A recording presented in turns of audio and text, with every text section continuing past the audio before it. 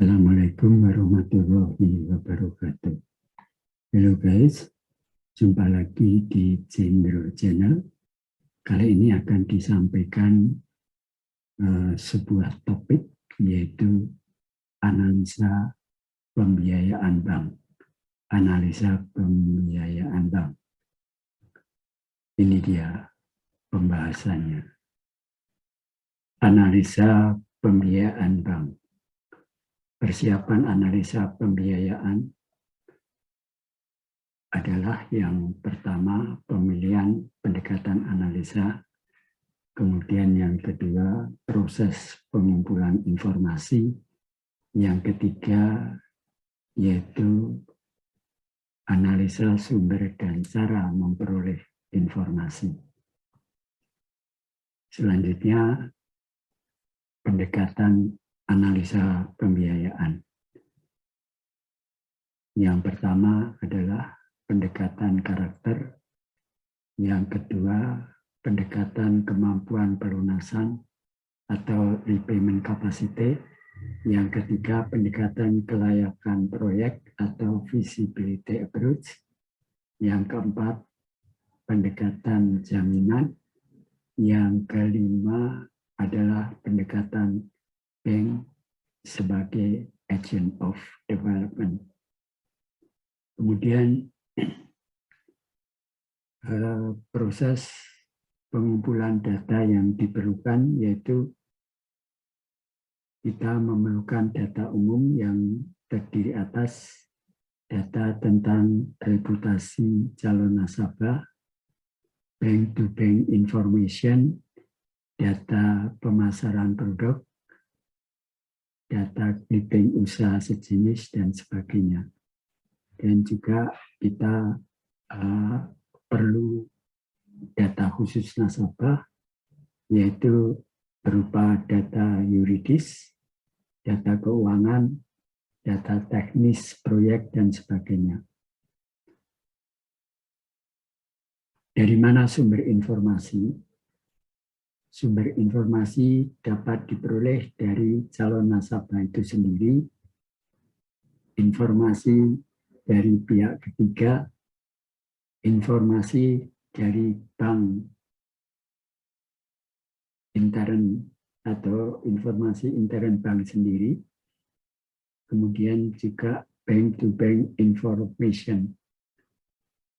Tujuan analisa pembiayaan yaitu untuk memperoleh kelayakan atas kemauan dan kemampuan calon nasabah dalam memenuhi kewajibannya kepada bank.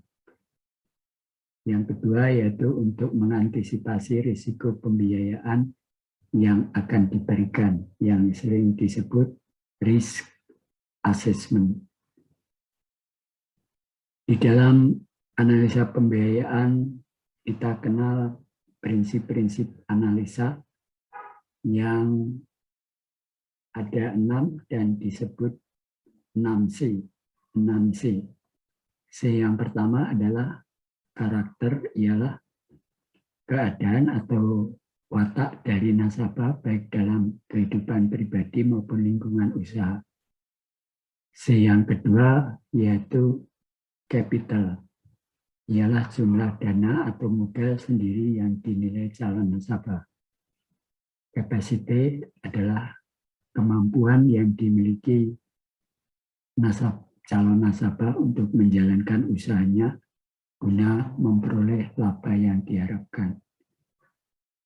Selanjutnya, kolateral, ialah barang-barang yang diserahkan oleh nasabah sebagai agunan terhadap pembiayaan yang diterimanya. Selanjutnya yaitu kondisi of economy atau marketing, adalah penilaian terhadap kondisi politik, sosial, ekonomi yang dapat mempengaruhi kondisi perekonomian. C yang terakhir yaitu C yang keenam, constraint, ialah batasan dan hambatan yang tidak memungkinkan suatu jenis bisnis dijalankan pada tempat tertentu. analisa aspek pembiayaan terdiri atas analisa aspek yuridis, meliputi legalitas pendirian usaha, legalitas usaha, legalitas pengajuan permohonan, kemudian aspek manajemen atau karakter, meliputi profesionalisme pengurus atau pendidikannya, karakter atau hubungan dengan relasi, manajemen organisasi. Selanjutnya, analisa aspek pemasaran meliputi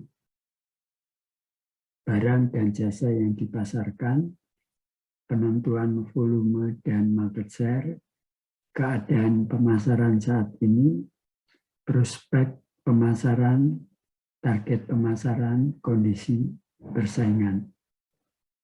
Selanjutnya, kita harus analisa pula aspek teknis, produksi atau proyek yang meliputi lokasi usaha, pola usaha, visibility, rencana teknis, fasilitas yang sudah ada, apakah sudah ada pabrik, gudang, SDM, dan lain-lain.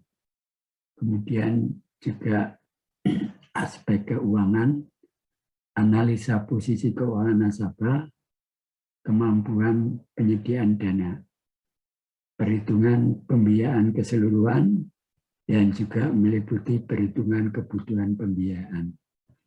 Selanjutnya aspek analisa aspek agunan.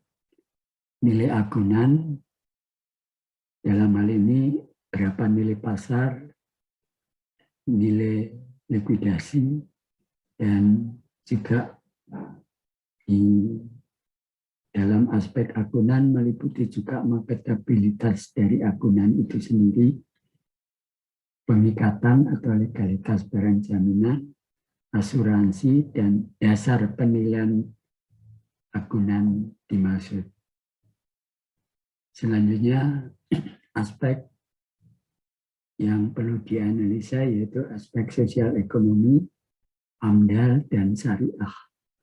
Manfaat proyek yang akan dibiayai, alternatif kos dari proyek, kesesuaian dengan kaidah syariah Islam. Selanjutnya kita perlu melakukan analisa laporan keuangan yang biasanya yaitu analisa rasio keuangan, meliputi rasio likuiditas, yaitu current ratio dibanding aktiva lancar atau pasiva lancar, kemudian quick ratio aktiva lancar dikurangi persediaan dibanding pasiva lancar. Selanjutnya rasio solvabilitas terdiri atas leverage ratio, yaitu debt per equity, kemudian debt to asset ratio, yaitu debt per aset. Selanjutnya rasio profitabilitas, operating profit margin ratio, return on asset atau return on asset, net income per aset, kemudian return on equity, net income per equity, dan juga perlu diketahui rasio aktivitas usaha dan efisiensi, yaitu receivable turnover, penjualan non-tunai atau piutang, kemudian inventory turnover, cost of goods sold, persediaan, payable turnover, cost of goods sold per payable, working capital turnover, sales per pasiva lancar. Kemudian analisa vertikal yang dikenal dengan analysis of the composition, suatu metode analisa laporan keuangan yang disusun secara vertikal dalam bentuk persentase masing-masing, pos neraca terhadap jumlahnya, dan masing-masing pos rugi laba terhadap jumlah penjualan. Selanjutnya analisa horizontal, yaitu teknik analisa dengan membandingkan laporan keuangan perusahaan secara horizontal untuk 2 periode dengan tujuan untuk mengetahui perubahan kenaikan atau penurunan yang terjadi atas laporan keuangan tersebut.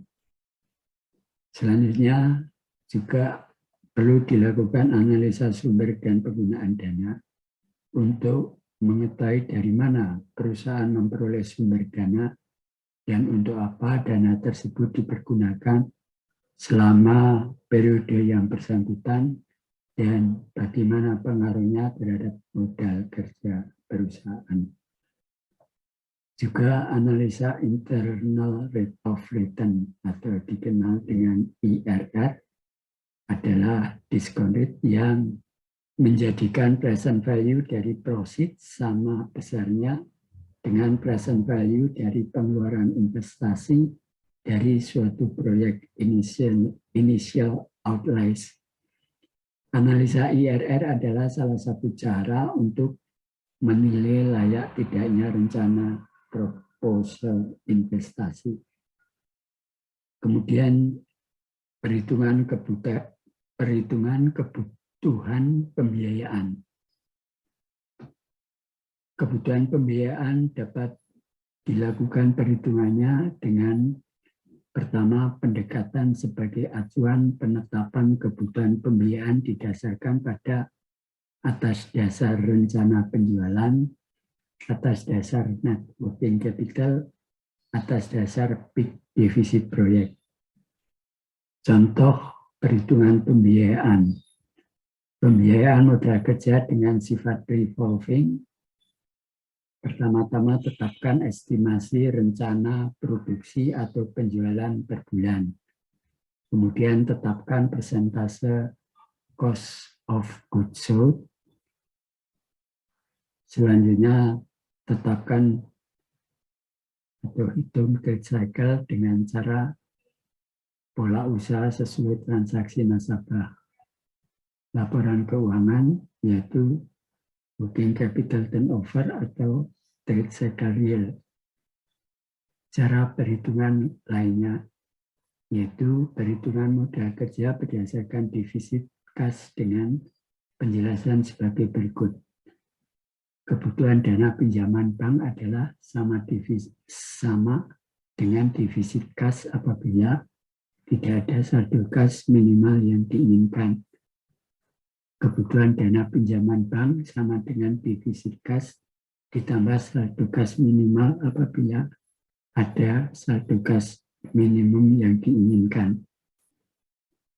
Kebutuhan dana pinjaman adalah sama dengan selisih antara saldo kas minimal dengan surplus kas apabila ada saldo kas minimal yang harus dijaga dan ada surplus kas tetapi lebih kecil dari defisit kas.